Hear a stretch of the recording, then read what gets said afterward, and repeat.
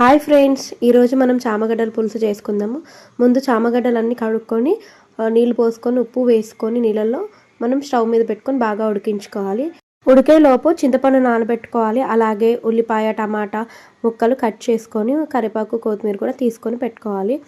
ఈ ముక్కలు ఉడికిన తర్వాత చిన్న చిన్నగా ముక్కలు కట్ చేసుకొని పక్కన పెట్టుకొని ఈలోపు చింతపండు నానబెట్టాం కదా, ఆ నీళ్ళు కూడా పక్కకు తీసి పెట్టుకోవాలి. తర్వాత బాండిలో ఆయిల్ పోసుకొని జీలకర్ర ఆవాలు బాగా చిటపటలాడిన తర్వాత ఉల్లిపాయలు కరివేపాకు వేసుకొని బాగా మగ్గిన తర్వాత అందులో అల్లం వెల్లుల్లి పేస్ట్ వేసుకొని మనం బాగా కలుపుకోవాలి.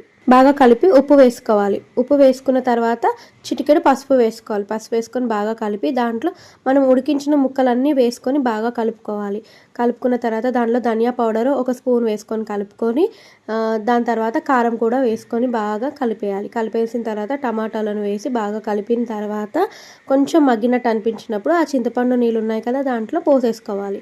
పోసుకొని బాగా కలుపుకొని దగ్గరికి కొంచెం ఉడికిన తర్వాత కొత్తిమీర కూడా వేసుకొని బాగా కలిపి ఒక 2 నిమిషాలు మూత పెట్టి కొంచెం సేపు ఉడకనివ్వాలి. బాగా దగ్గరగా అవుతుంది. చాలా ఎమ్మీగా టేస్టీ చామదుంపల కూర రెడీ అయిపోయినట్టే. దీన్ని మనం అన్నంలో వేడివేడి అన్నంలో వేసుకొని తింటే చాలా కమ్మగా ఉంటుంది. ఇలా ఈజీగా చేసుకోండి.